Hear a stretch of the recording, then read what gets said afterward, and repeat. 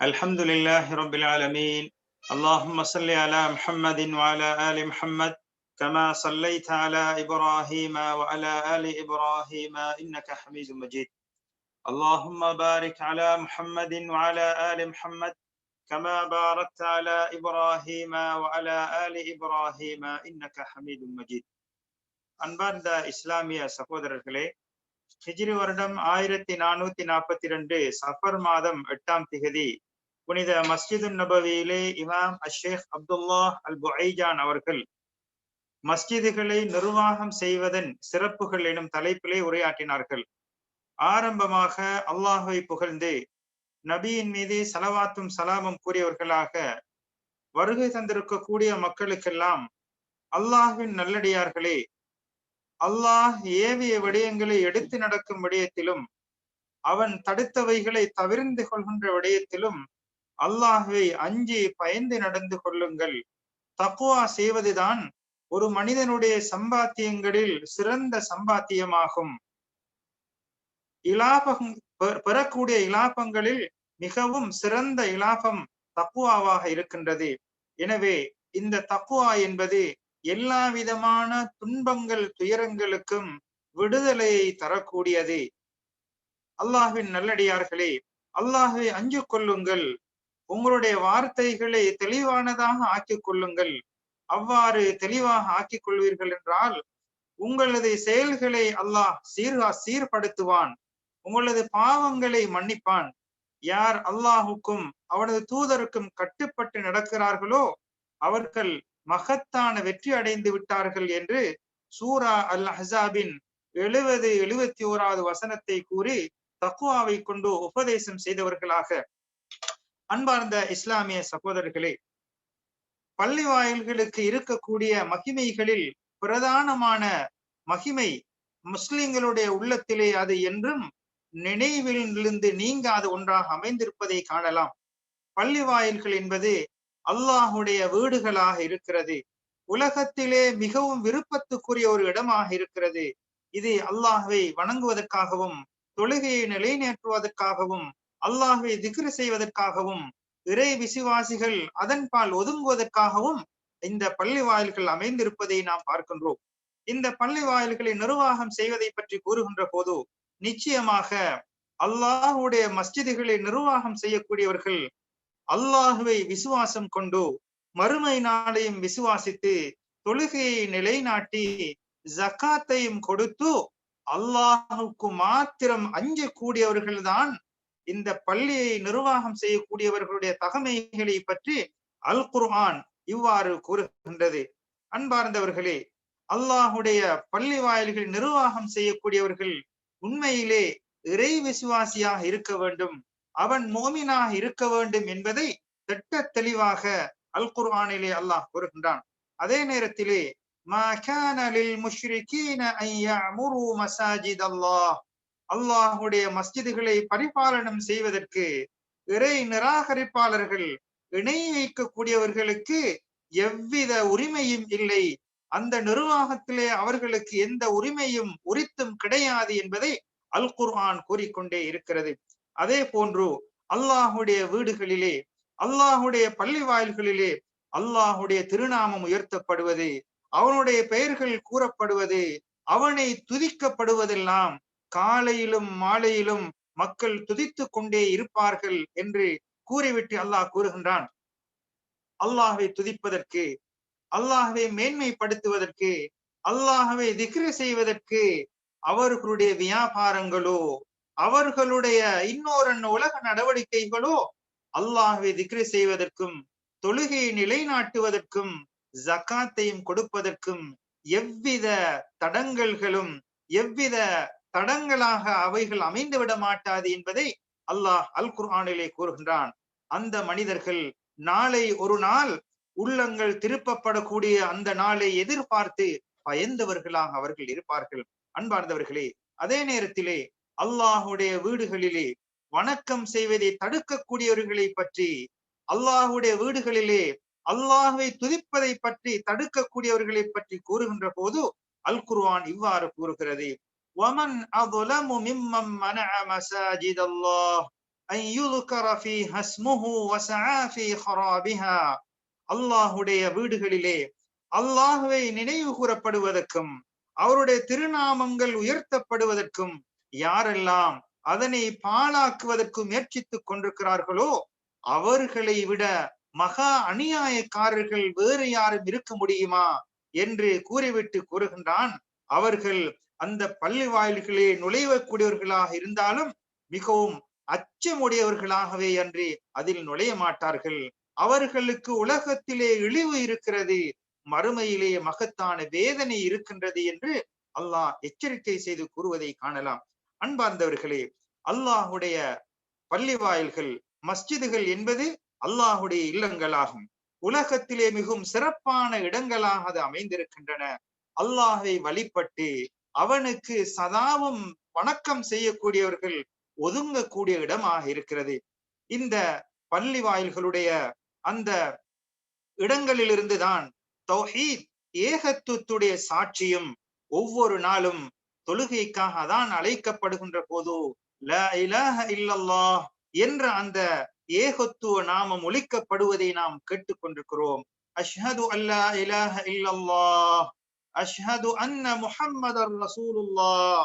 இந்த இதே பள்ளி வாயில்களுடைய அந்த தூண்களில் இருந்துதான் தொழுகைக்காக இஸ்லாத்துடைய இரண்டாவது கடமை மார்க்கத்தின் தூணாகிய தொழுகைக்காக அழைப்பு விடுக்கப்படுகிறது. இதுதான் மிகவும் முக்கியமான பிரமாண்டமான தூணாக இருக்கிறது. ஹய்ய அலஸ் ஸலாஹ், தொழுகைக்காக விரைந்து வாருங்கள். ஹய்ய அலல் ஃபலாஹ், வெற்றி பெற விரைந்து வாருங்கள் என்ற நாமங்கள் எல்லாம் இந்த மஸ்ஜிதுகளுடைய தூண்களில் மனாராக்களிலிருந்து தான் ஒலிக்கப்படுவதை நாம் பார்க்கின்றோம். இந்த மஸ்ஜிதுகளிலே இருக்கக்கூடிய மெஹராபுகள் மிம்பர் மேடைகளில் இருந்துதான் ஈமானிய தூதுத்துவ செய்திகள் எல்லாம் உலகமெல்லாம் பறந்து சென்ற வரலாறுகளை நாம் பார்க்கின்றோம். இதனூடாக உள்ளங்கள் எல்லாம் திறந்து அவர்களுடைய காதுகள் எல்லாம் ஒழுங்கான முறையிலே செவிதாழ்த்தி அவர்கள் விழிப்படைந்த வரலாறுகளை எல்லாம் பார்க்கின்றோம்.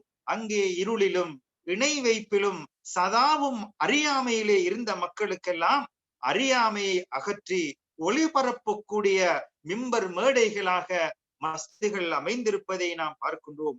உண்மையிலே இஸ்லாமிய வரலாற்றிலே மக்களுக்கு மத்தியிலே ஒரு ஒழுங்கான பழக்க வழக்கங்களையும் மார்க்கம் சார்ந்த அறிவுகளையும் போதிக்கக்கூடிய ஒரு மேடையாக பள்ளியிலே இருக்கக்கூடிய அந்த மிம்பர் மேடைகள் அமைந்தது.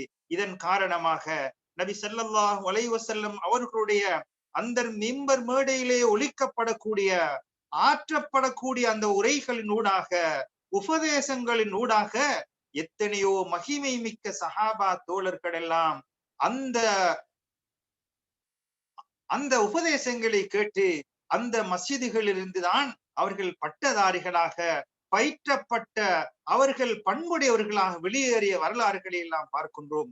உண்மையிலே மனிதர்களிலே அந்த சஹாபா தோழர்கள் எல்லாம் மார்க்கத்தை படிப்பதற்கும் படித்ததை அமல் செய்வதற்கும் மிகவும் உரித்துடையவர்களாக மிகவும் பொருத்தமானவர்களாக இருந்திருக்கிறார்கள் என்பதை வரலாறுகளிலே நாம் காணலாம். அன்பார்ந்தவர்களே, இதே மிம்பர் மேடைதான் அழைப்பு பணியின் அத்திவாரமாக அமைந்திருந்தது.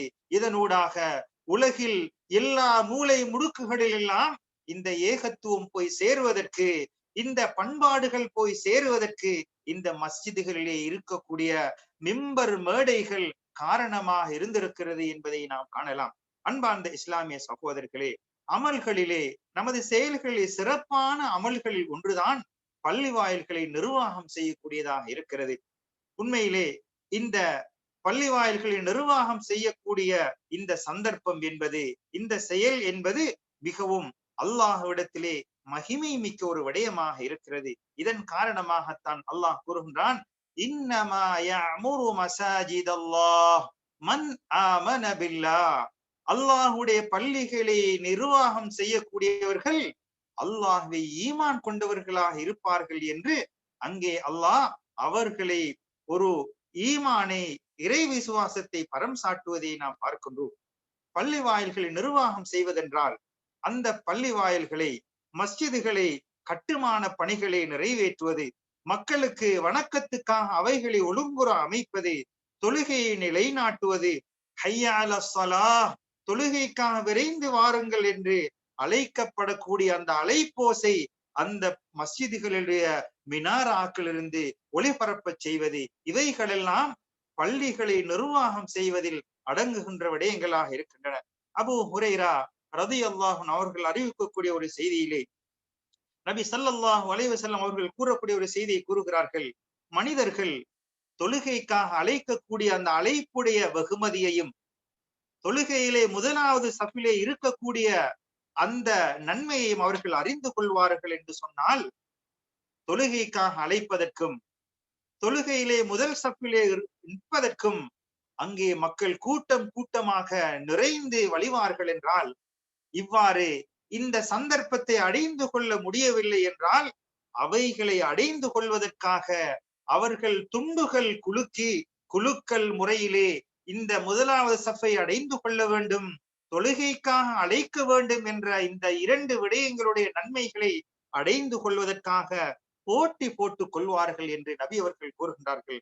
அதே போன்றுதான் பள்ளி வாயில்களுக்கு நேர காலத்துடன் வருவது, அதே போன்று தொழுகை, சுபஹ் தொழுகை, இஷா தொழுகையுடைய சிறப்புகளை அவர்கள் அறிவார்கள் என்று சொன்னால், அவர்கள் தவழ்ந்தாவது அந்த நன்மைகளை அடைந்து கொள்வதற்கு முண்டியடித்துக் கொள்வார்கள் என்று நபி ஸல்லல்லாஹு அலைஹி வஸல்லம் அவர்கள் கூறுகிறார்கள். அன்பார்ந்தவர்களே, தொழுகைக்காக அழைப்பு விடுப்பது, முதல் சஃபிலே நிற்பது, நேர காலத்துடன் பள்ளிக்கு தொழுகைக்காக வருவது, இஷா ஃபஜ்ர் தொழுகையுடைய சிறப்புகளை பற்றி நபி ஸல்லல்லாஹு அலைஹி வஸல்லம் அவர்கள் இவ்வாறு சிறப்பித்து கூறுவதை காணலாம். அன்பார்ந்தவர்களே, ஒரு மனிதனுடைய அந்தஸ்து உயர்த்தப்படுவது, ஒரு மனிதனுடைய பாவங்கள் மன்னிக்கப்படுவதற்கு காரணமாக இருப்பது, அல்லாஹுடைய மஸ்ஜிதுகளுக்கு நடந்து செல்லக்கூடிய அந்த ஒவ்வொரு எட்டுகளும் நமது பாவங்களை மன்னித்து நமது அந்தஸ்துக்களை உயர்த்துவதற்கு ஒரு காரணமாக இருக்கிறது. அன்பார்ந்தவர்களே, அல்லாஹுடைய மஸ்ஜிதுகளுக்கு நாம் நடந்து செல்கின்ற ஒவ்வொரு எட்டுக்களும் நமது அந்தஸ்தை உயர்த்தி பாவங்களை மன்னிப்பதற்கு ஒரு காரணமாக இருக்கிறது. நபி ஸல்லல்லாஹு அலைஹி வஸல்லம் அவர்கள் சஹாபாக்களுக்கு மத்தியிலே கேட்கின்றார்கள், அலா அதுல்லுக்கும் அலா மா யம்ஹுல்லாஹு பிஹில் ஹதாயா, பாவங்களை அழிக்கக்கூடிய ஒரு விடயங்களை உங்களுக்கு சொல்லித் தரட்டுமா, உங்களது அந்தஸ்துக்களை உயர்த்தக்கூடிய விடயங்களை சொல்லித் தரட்டுமா என்று சஹாபாக்களுக்கு மத்தியிலே கேட்ட போது, காலு பலா யா ரசூலல்லாஹ், ஆம் அல்லாஹ்வின் தூதரே அறிவித்து தாருங்கள் என்று சொன்ன போது நபி அவர்கள் கூறினார்கள், உலு செய்கின்ற போது நிரப்பமாக உலு செய்வது, அல்லாஹுடைய மஸ்ஜிதுகளுக்கு அதிகமான எட்டுகளை வைத்து நடந்து செல்வது, மூன்றாவது ஒரு தொழுகையை தொழுது விட்டு இன்னொரு தொழுகை எதிர்பார்த்திருப்பது, இது உங்களுடைய உள்ளத்தை கட்டுப்படுத்த வேண்டிய தேவையுடையவர்களாக இருக்கின்றீர்கள். இந்த மூன்று விடயங்களும் உங்களது பாவங்களை மன்னித்து உங்களது அந்தஸ்துக்களை உயர்த்தும் என்று கூறினார்கள். உழுவை முழுமையாக நிறைவேற்றுவது, பள்ளிகளுக்கு அதிகமாக எட்டுகளை வைத்து நடந்து செல்வது, ஒரு தொழுகையை முடித்து இன்னொரு தொழுகையை எதிர்பார்த்திருப்பது சிறப்புக்குரிய அமல்கள் என்பதை நபி அவர்கள் கூறியிருக்கின்றார்கள். அன்பார்ந்தவர்களே, அதே போன்றுதான் இன்னும் ஒரு அறிவிப்பிலே கூறுகின்ற போது நபி அவர்கள் கூறுகின்றார்கள், பகல் வேளையின் ஆரம்பத்திலும் பகல் வேளையின் இறுதியிலும் யார் அல்லாஹுடைய இல்லங்களான பள்ளி வாயில்களுக்கு செல்கின்றார்களோ அவர்கள் பகல் வேளையில் முதல் வேளையில் சென்றாலும் பகல் வேளைகளில் இறுதி நேரத்தில் சென்றாலும் அல்லாஹ் சுப்ஹானஹு வ தஆலா சுவர்க்கத்திலே விருந்தாளிகளுக்காக ஏற்பாடு செய்யக்கூடிய ஒரு உயர்ந்த அந்தஸ்தை, ஒரு உயர்ந்த இடத்தை ஏற்பாடு செய்து வைப்பான் என்று நபி அவர்கள் கூறுகின்றார்கள். அன்பார்ந்தவர்களே, அல்லாஹுடைய இல்லங்களுடன் தொடர்பாக இருக்கக்கூடியவர்கள், அல்லாஹுடைய இல்லங்களை நிர்வாகம் செய்யக்கூடியவர்கள், அவர்களுக்கு சுபசோபம் உண்டாகட்டும், அவர்களுக்கு நல்ல செய்தி உண்டாகட்டும், அவர்களுக்கு அல்லாஹ் சுப்ஹானஹு வ தஆலா முழுமையான நிழல் கொடுப்பதற்கு காத்து கொண்டிருக்கின்றான், அவர்களுக்கு பரிபூரணமான ஒளியை கொடுப்பதற்கு காத்து கொண்டிருக்கின்றான். நபி அவர்கள் கூறுகின்றார்கள், அல்லாஹுடைய நிழலை தவிர வேறு எந்த நிழலும் இல்லாத அந்த நாளிலே அல்லாஹ் சுப்ஹானஹு வ தஆலா 7 நபர்களுக்கு அவனுடைய நிழலை கொடுக்கின்றான். அவர்களில் ஒருவர்தான் ரஜுலுன் கல்புஹு முஅல்லகுன் பில் மசாஜித், அவருடைய உள்ளம் பள்ளியோடு தொடர்பட்ட ஒரு மனிதனுக்கு நாளைய மறுமையிலே அல்லாஹ் நிழல் கொடுப்பான் என்பதை நபி அவர்கள் சிறப்பித்து கூறியிருப்பதை காணலாம். அன்பார்ந்தவர்களே, அதே போன்றுதான் பள்ளி வாயில்களுக்கு இருளிலே நடந்து செல்லக்கூடியவர்களுக்கு மறுமையிலே அல்லாஹ் பரிபூரணமான ஒளியை அவர்களுக்கு வழங்குவதற்காக காத்து கொண்டிருக்கிறான். அல்லாஹின் நல்லடியார்களே, எனவே உங்களது வணக்கங்களே அல்லாஹுடைய வீட்டிலே அல்லாஹுடைய கடமைகளை நிறைவேற்றுவதற்கு, அல்லாஹுடைய ஏவல்களை நிறைவேற்றுவதற்கு ஒரு சந்தர்ப்பத்தை நீங்கள் பள்ளிக்காக நீங்கள் நிறைவேற்றிக் கொள்ள வேண்டும், பள்ளிக்காக நீங்கள் ஒதுக்கி வைத்துக் கொள்ள வேண்டும். அதே போன்று நாளை மறுமையிலே உங்களுக்கு பயன் தரக்கூடிய, நாளை மறுமையிலே எந்த விடயங்களும் பயன் தராத அந்த நேரத்திலே உங்களுக்கு பயன் தரக்கூடிய, உங்களுடைய வசதி வாய்ப்பு இருக்கும் போதோ ஆரோக்கியமாக இருக்கும் போதோ அவைகளை செய்து நீங்கள் முற்படுத்தி வைத்துக் கொள்ளுங்கள். அல்லாஹ் சுப்ஹானஹு வ தஆலா அல் குர்ஆனிலே கூறுகின்றான், உங்களுக்காக நீங்கள் அதாவது முற்படுத்தக்கூடிய வழிகள் நிச்சயமாக நாளை மறுமையிலே சிறந்ததாகவும் மகிமை மிக்கதாகவும் கூலிகளில் பெருமதியானதாகவும் அமையக்கூடியதாக நல்ல செயல்களிலே ஈடுபடுவதற்கு நாம் முயற்சிக்க வேண்டும். அன்பார்ந்தவர்களே, எமக்கு ஏற்பட்ட இந்த கொரோனா இந்த தொற்று நோயின் காரணமாக நாம் இந்த அல்லாஹுடைய மஸ்ஜிதுகளிலே தொழுகைகளை நிறைவேற்ற முடியாத ஒரு இக்கட்டான ஒரு அசாதாரண சூழ்நிலைக்கு நாம் எல்லாம் ஆளானோம். ஜமாஅத்து தொழுகைகள் என்பது இஸ்லாமிய பள்ளிகளிலே ஜமாஅத்துடன் மக்களுடன் சேர்ந்து நாம் நிறைவேற்ற வேண்டும். இந்த சிறந்த வணக்கமான ஜமாஅத்துடன் தொழக்கூடிய தொழுகைகளை நிறைவேற்ற முடியாத ஒரு இக்கட்டான நிலைக்கு ஆளான சந்தர்ப்பத்தை நாம் எல்லாம் அறிந்தவர்களாக இருக்கின்றோம். அன்பார்ந்தவர்களே, பள்ளி வாயில்களிலே ஜமாஅத்துடன் தொழுகைகளை நிறைவேற்றுவது மிகவும் நெருக்கத்துக்குரிய அந்தஸ்துக்களை ஈட்டித் தரக்கூடிய ஒரு வணக்கமாக இருக்கிறது. அப்துல்லாஹ் இப்னு மஸ்ஊத் ரலியல்லாஹு தஆலா அவர்கள் கூறக்கூடிய அவர்களுடைய ஒரு செய்தியிலே அவர்கள் கூறுகின்றார்கள், அதாவது பள்ளி வாயில்களிலே 5 நேர தொழுகைகளுக்கான அழைப்பு விழுக்கப்படுகின்ற போது அந்த அழைப்பை கேட்டு பள்ளி வாயில்களிலே போய் தொழுகையை நிறைவேற்ற வேண்டும் என்பது நபி அவர்களுடைய வழிமுறையாக இருக்கிறது. எனவே இந்த வழிமுறைகளை நாம் பின்பற்றும் காலமெல்லாம் நாம் நபியுடைய வழிமுறைகளை பின்பற்றிய நன்மைக்கு சொந்தக்காரர்களாக மாறுவோம். எப்போதோ இந்த நபியுடைய வழிமுறைகளை விட்டுவிட்டு வீடுகளிலே தொழுவதற்கு, அதாவது பள்ளியிலே தொழுவதற்கான சந்தர்ப்பங்கள் இருந்தும் அவைகளை புறக்கணித்து வீடுகளிலே தொழுகின்ற போது நபியுடைய சுன்னத்தை, நபியுடைய வழிமுறையை புறக்கணித்தவர்களாக கருதப்படுவோம். அவ்வாறு நபியுடைய வழிமுறைகளை புறக்கணிக்கின்ற போது நாம் வழிகேட்டிலே செல்வதற்கு அது காரணமாக அமைந்துவிடும். எனவே பள்ளி வாயில்களிலே தொழுகைக்காக அழைப்பு விடுக்கப்படுகின்ற போது பள்ளியிலே சென்று ஜமாஅத்துடன் தொழுவதற்கு நிறைவேற்ற வேண்டும். ஒரு மனிதன் வீட்டிலே உலு செய்தவனாக அவன் பரிசுத்தமான நிலையிலே பள்ளி வாயில்களுக்கு புறப்படுகின்ற போது அவனுடைய உள்ளத்திலே தொழுகையை நிறைவேற்ற வேண்டும் என்ற எண்ணத்தை தவிர வேறு எந்த நோக்கமும் இல்லாமல் உலு செய்த நிலையிலே பரிசுத்தமான நிலையிலே பள்ளி வாயிலுக்கு நடந்து செல்கின்ற போது அவனுடைய ஒவ்வொரு எட்டுக்கும் ஒவ்வொரு நன்மை எழுதப்படுகிறது, ஒவ்வொரு அந்தஸ்து உயர்த்தப்படுகிறது, ஒவ்வொரு பாவங்கள் மன்னிக்கப்படுகிறது என்று கூறுகிறார்கள். அன்பார்ந்தவர்களே, இவ்வாறான நன்மைகளை பெற்றுக் கொள்வதற்கு தயங்கக்கூடியவர்கள், இவ்வாறான நன்மைகளை பெறுவதை விட்டும் தூரமாக இருக்கக்கூடியவர்கள் உண்மையான நயவஞ்சகர்களை தவிர வேறு யாராகவும் இருக்க முடியாது என்று அப்துல்லாஹ் இப்னு மஸ்ஊத் ரலியல்லாஹு அன்ஹு அவர்கள் கூறிவிட்டு கூறுகிறார்கள். அந்த காலத்திலே சஹாபாக்கள் பள்ளிகளுக்கு தொழுகைக்காக நிறைவேற்ற வராத மக்களை அவர்களுடைய 2 பாதங்களும் இழுபட அவர்களை அழைத்து வந்து சஃபிலே நிற்பாட்டக்கூடியவர்களாக இருந்திருக்கிறார்கள்.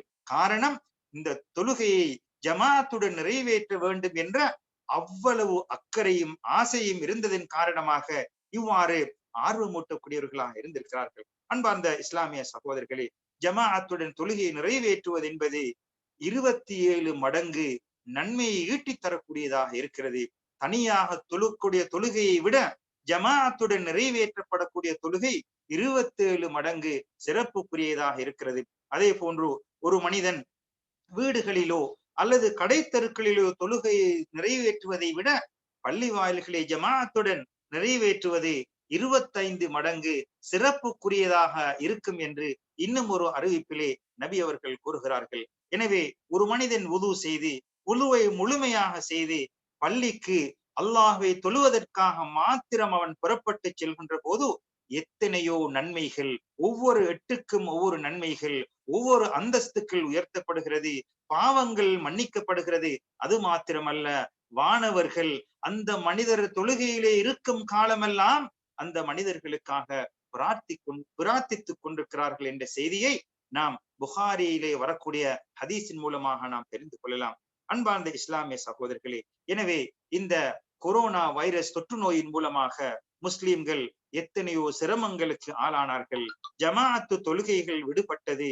பள்ளிகளுடன் தொடர்புடைய மக்களுடைய உள்ளங்கள் எல்லாம் மிகவும் வேதனைப்பட்டு அதாவது மிகவும் ஒரு அசாதாரண சூழ்நிலைக்கு ஆளாக்கப்பட்டதை நாம் பார்க்கின்றோம். அவர்களுடைய உள்ளங்கள் எல்லாம் பள்ளி வாயிலுக்கு செல்ல வேண்டும், பள்ளியிலே தொழுகை நிறைவேற்ற வேண்டும் என்ற ஆசை சதாவும் அவர்களுடைய உள்ளத்திலே இருந்து கொண்டிருந்தது. அல்லாஹ் இப்போது நமக்கு விமோசனத்தை தந்திருக்கின்றான். இப்போது பள்ளி வாயில்கள் திறந்து விடப்பட்டிருக்கின்றன. நமது தடைகள் எல்லாம் அப்புறப்படுத்தப்பட்டு வருகின்றன. ஒவ்வொரு கவலைகளுக்குமான தீர்வுகளும் படிப்படியாக விடிவுகள் வந்து கொண்டே இருக்கின்றன. பள்ளி வாயில்களுடைய வாயில்கள் எல்லாம் திறந்து விடப்பட்டுள்ளன.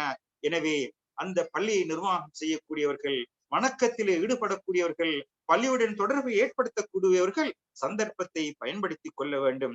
அதே நேரத்திலே ஒவ்வொரு பள்ளி வாயில்களும் தொழுகைக்கான அழைப்பு சதாவும் அழைப்பு விடுக்கப்பட்டு கொண்டே இருக்கின்றன.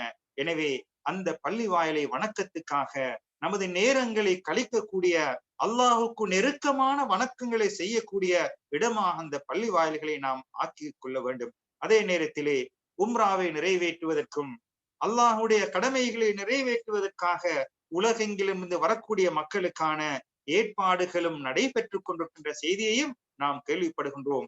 அல்லாஹுவை புகழுங்கள், அல்லாஹுக்கு நன்றி செலுத்துங்கள்.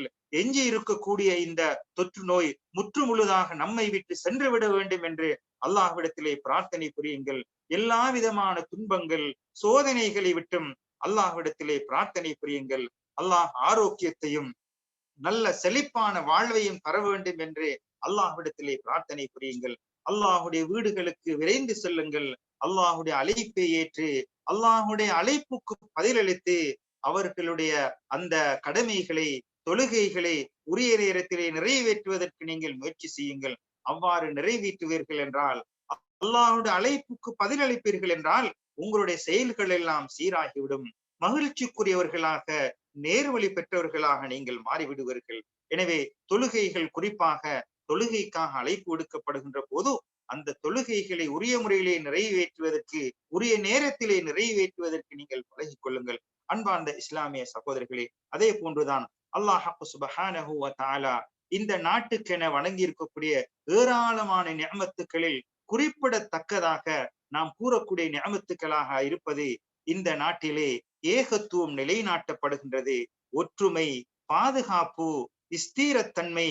இந்த மஸ்ஜிதுல் நபவி, மஸ்ஜிதுல் ஹராமுக்கு வரக்கூடியவர்களுக்கான சேவைகள், உலக முஸ்லிம்களுடைய விடயங்களிலே கரிசனை காட்டுவது, அதே போன்று இன்னொரு அனர்த்தங்கள் ஏற்படுகின்ற போது அவர்களுக்கு உதவி ஒத்தாசையாக இருப்பது, உலக சமாதானத்திலே பங்காளியாக இருப்பது, இது போன்ற பல நிஅமத்துக்களுக்கு சொந்தக்கார நாடாக இந்த நாடு அமைந்திருப்பதை நாம் பார்க்கின்றோம். எனவே இதற்காக அல்லாஹுக்கு நன்றி செலுத்த வேண்டும்.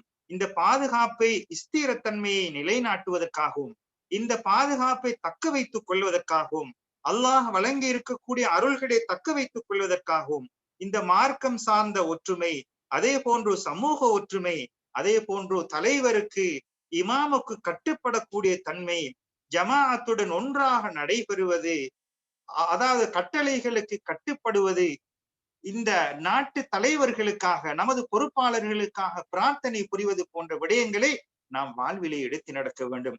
அவ்வாறு அல்லாஹை புகழ்ந்து அல்லாஹுக்கு நன்றி செலுத்தி, அல்லாஹ் நிஅமத்துக்களாக, அருள்களாக நமக்கு தந்திருக்கக்கூடிய இது போன்ற ஏகத்துவம், பாதுகாப்பு, ஸ்திரத்தன்மை, இது போன்ற விடயங்களுக்கு நன்றி செலுத்துவோம் என்றால் அல்லாஹ் இந்த நியமத்துக்களை நிரந்தரமாக நமக்கு தக்க வைப்பதற்கு ஒரு காரணமாக இருக்கும். எனவே அன்பார்ந்த இஸ்லாமிய சகோதரர்களே, மஸ்ஜித் என்பது அல்லாஹுடைய வீடுகளில் ஒரு வீடாக இருக்கிறது.